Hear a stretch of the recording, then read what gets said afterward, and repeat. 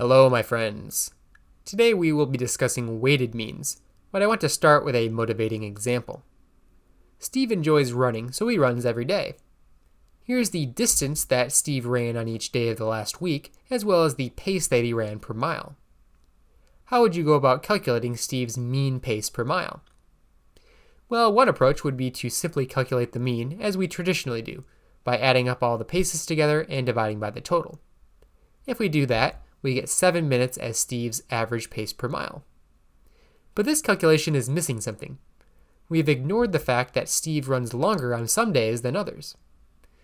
We see that Steve's distance is as low as 1 mile and as high as 6 miles. The days with higher mileage should be weighted higher in the calculation of the mean. That's exactly what the weighted mean does. A weighted mean allows for some observations to count for more than others in the calculation of the mean. So how does it work?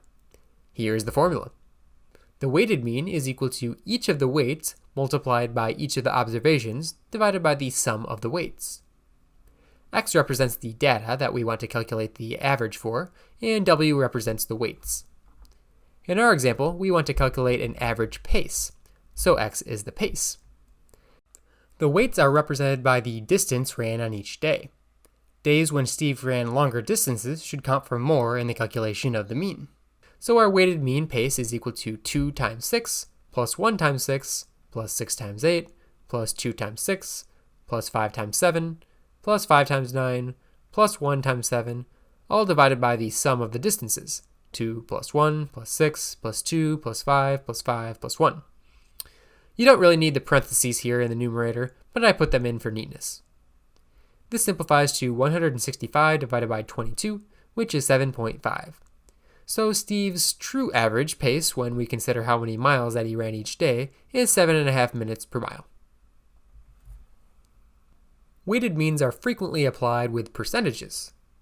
The formula is the same, except now the weights are the percentages. For example, let's say that the number of free throws that I make out of 2 tends to follow this distribution. I can find the average number of free throws that I make out of 2 by calculating a weighted mean. Remember that whatever you want to calculate the average for is X, so X is the number of free throws made, and the weights are the percentages. Plugging into the formula, we have 20% times 0 plus 50% times 1 plus 30% times 2, all divided by 20 plus 50 plus 30%. To do the calculations, the percentages should be in decimal form, so the formula now looks like this. Simplifying, we have 1.1 divided by 1, which is equal to 1.1. On average, I make 1.1 out of 2 free throw shots. Notice that the sum of all the weights equals 1 in the denominator, which should always be the case when weighting by percentages. As you will find out if you cover discrete probability distributions in your statistics class, the process of finding a weighted mean for percentages is the same process you would use to find the mean of a discrete probability distribution. Alright, that wraps up our discussion of weighted means.